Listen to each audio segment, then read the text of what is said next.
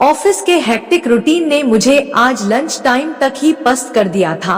जब से मेरा प्रमोशन हुआ तब से मानो मेरी घड़ी ने भी प्रमोशन ले लिया था। वह मुझसे ज्यादा तेज भाग रही थी और मुझे भी भगा रही थी। जब से मैं कंपनी के इस ब्रांच का एरिया मैनेजर बना था, दिन और रात का भेद मिट गया था। जैसे जब नई जिम्मेदारियां मिली तो नया केबिन भी मिल गया था। सरसरी निगाह से देख आया था, बहुत शानदार था नया केबिन। पिछले 5 साल पुराने केबिन में काटे थे। इन पिछले 5 सालों में यह केवल एकमात्र कमरा ना होकर मेरे जीवन का हिस्सा बन गया था। मेरी मिली जीत में, मेरे उत्साह, निराशा के पलों में और मेरे दुख भरे पलों में आंसुओं का साक्षी जो बना था, तो आज मुझसे यह केबिन छूटे नहीं छूट रहा था। अब बॉस का आदेश आ गया था तो फिर मुझे इसे अलविदा कहना ही था। आज जब थक गया तो केबिन शिफ्ट करने के बहाने अपनी प्यारी चेयर पर आकर बैठ गया। मेज की दराज खोलते ही मानो यादों का पुलिंदा भी खुल गया। ऑफिस के सहायक सखाराम से कहकर मैंने अपने लिए एक गरम कॉफी मंगवाई। कॉफी के हर घूंट में मुझे अपने पुराने दिन याद आ रहे थे जो मैंने इस केबिन में बिताए थे। अब तक सैकड़ों कप कॉफी तो पी ही ली होंगी। यहाँ दरद से सामान निकालकर टेबल पर रखता जा रहा था, तभी हाथ में आए कुछ सूखे गेंदे के फूल। उन्हें भी निकालकर बस मेज पर रख ही पाया था कि बुक्स के बीच में से मेरी प्यारी डायरी हाथ में आ गई, जिसे मैं अब तक भूले बैठा था। डायरी लिखने का शौक न जाने कहां से आया था, पर ताज्जुब है कि मैं तब भी लिखता था जब इंजीनियरिंग की पढ़ाई कर रहा था। कॉफी के सिप और डायरी के पलटते पन्नों के साथ मेरी यादों के पन्ने भी पलट रहे थे। मेरे पहले प्यार की साक्षी जो थी यह डायरी। मैं कॉलेज का सबसे बोर और पढ़ाकू लड़का घोषित था। बोर होने के बावजूद भी मेरे आसपास लोगों की कमी नहीं थी, और होती भी कैसे। हमेशा टॉप करने वाला मैं जीनियस ही नहीं बल्कि हेल्पफुल भी था। उस दिन भी मैं लाइब्रेरी की किताबों में गोते लगा ही रहा था कि एक खनखनाती आवाज ने मुझे बुक से बाहर निकाला। आप ही राजीव हो?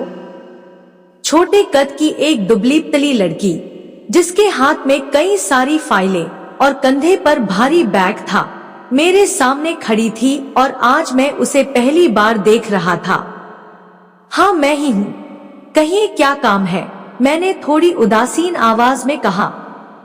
मैं न्यू एडमिशन हूँ। मेरा नाम शिल्पी है। भल्ला सर ने मुझे आपसे मिलकर पुराने नोट्स तैयार करने को कहा है। एक बारगी सोचा कि उसे मना कर दूं, इतना टाइम नहीं है अपने पास, मगर फिर उस कमजोर को भारी बैग उठाए देख मुझ में थोड़ी दया आ गई। बस वह दया ही भारी पड़ गई। अब तो वह रोज मेरी ही सीट के बगल में बैठना चाहती। चंद दिनों में ही मैं जान चुका था कि वह बहुत औसत स्टूडेंट थी। उसका मेरी सीट पर या उसके आसपास बैठना मानो मेरी शान के खिलाफ था। मैं कितनी भी कोशिश करता, लेकिन वह घूम फिर कर मेरे पास ही आकर बैठ जाती। और सबसे ज्यादा अजीब बात मुझे यह लगती कि उसके बैग में अक्सर गेंदे के फूल होते। पूछने पर बताती कि ये पीले रंग के फूल उसे जिंदगी की खुशबू देते थे। उसकी इस बात से मुझे और चिढ़ हो जाती थी।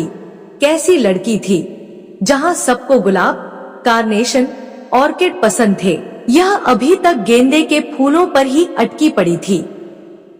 मेरे दोस्त उसे मेरे पास बैठा देखकर मंद मंद मुस्काया करते और मैं कुढ़ता रहता। एक दिन मुझे सुबह से ही बधाइयां मिलने लगी।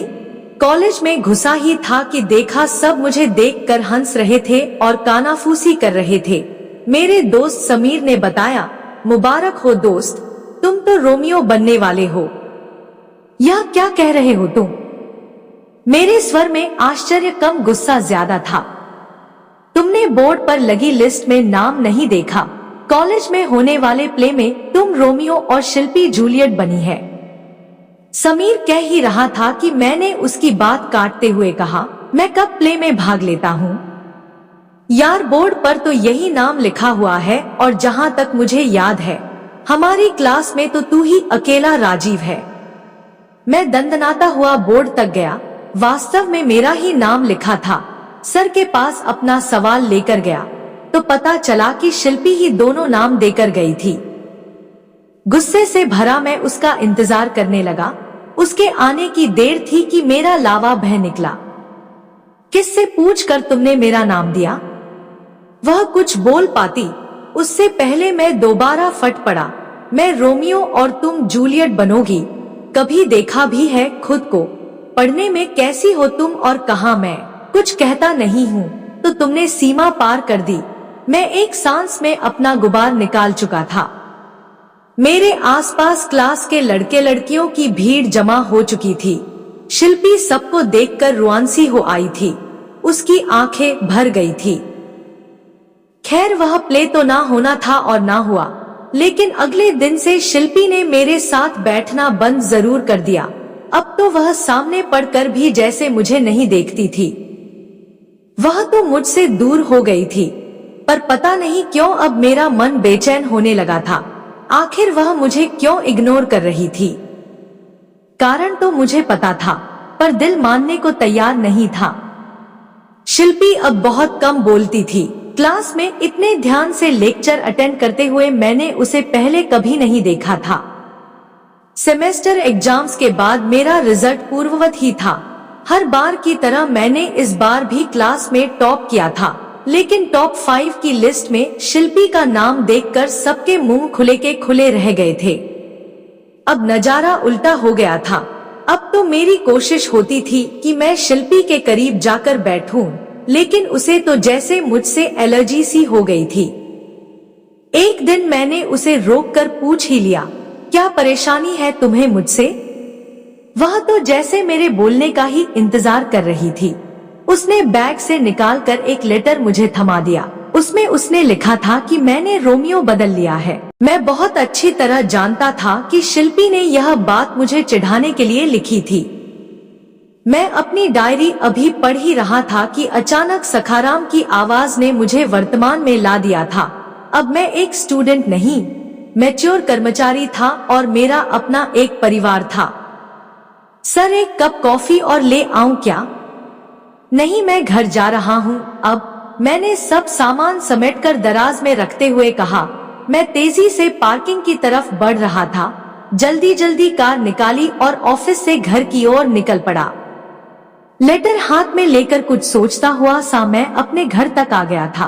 पत्नी ने चिरपरिचित मुस्कान के साथ मेरे लिए दरवाजा खोला। मैं अंदर घुसा ही था कि गेंदे की खुशबू ने मेरा मन प्रसन्नता से भर दिया। पत्नी को बाहों में लेते हुए मैंने हंसते हुए उससे पूछा, अच्छा जरा एक बात तो बताओ, यह दूसरा रोमियो कौन था जिसे तुमने चुना था? मैं कभी तुमसे यह नहीं पूछ पाया था, अब पूछ रहा हूँ। मेरी बात सुनकर मेरी पत्नी शिल्पी शरारत से मुझे देखकर हंस पड़ी। उसकी हंसी में गेंदे के फूलों की महक घुल हुई थी। अब मेरे घर का वह कमरा मेरी और शिल्पी की हंसी से गुलजार हो रहा था और हमारे कमरे को महकाते गेंदे के फूल मानो मुस्कुराने लगे थे।